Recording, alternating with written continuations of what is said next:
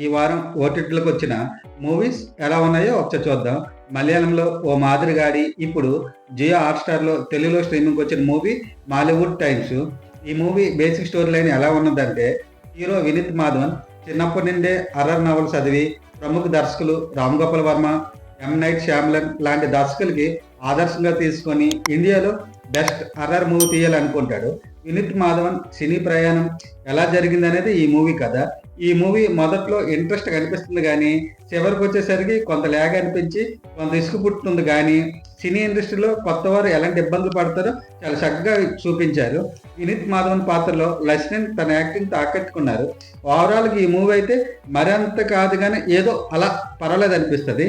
Run time కొద్దిగా ఎక్కువ ఉంది కాబట్టి, కొంత ఎక్కువ టైం దొరికినప్పుడు ఓసారి ట్రై చేయొచ్చు. ఈ వారం ఓటీటీలోకి వచ్చిన మరో మూవీ 'యాంగ్ మ్యాన్' థియేటర్‌లో రిలీజ్ కాకుండా సన్ నెక్స్ట్ ఓటీటీలోకి స్ట్రీమింగ్‌కి వచ్చింది.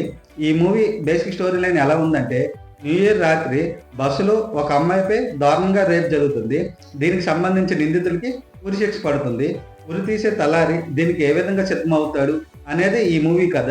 ఈ మూవీ స్టోరీ స్లోగా ఉన్న మూవీ నిడివి తక్కువగా ఉండడం కొంత ప్లస్ అయ్యింది. తలారిగా బ్రహ్మాజీ తన నటనతో జీవించాడనే చెప్పాలి.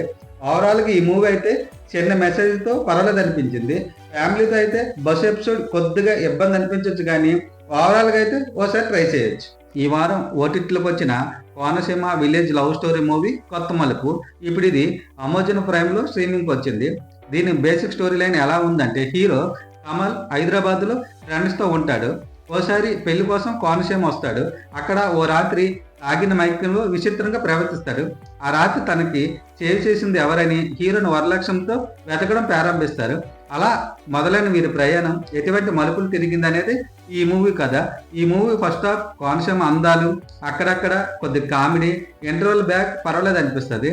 సెకండ్ హాఫ్ అనుమానం ఉంటే ఎంత ప్రమాదకరమని చూపించారు కానీ పెద్దగా వర్కౌట్ అవ్వలేదు.